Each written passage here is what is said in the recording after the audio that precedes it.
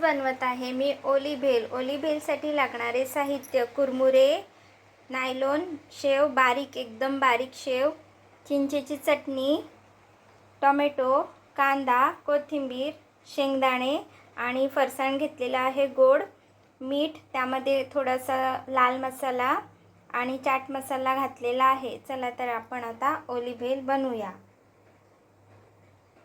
एक भांडं घेतलेलं आहे. आपण आता त्याच्यात प्रथम कांदा टाकू, थोडासा टोमॅटो, शेंगदाणे, कोथिंबीर, थोडंसं मीठ घालूया. आधीच आपण चटणीमध्ये मीठ घातलेलं आहे. थोडंसं फरसाण, थोडीशी नायलॉन शेव आणि आपण हे कुरमुरे यामध्ये घालूया आणि चटणी. आता आपण हे मिक्स करूया.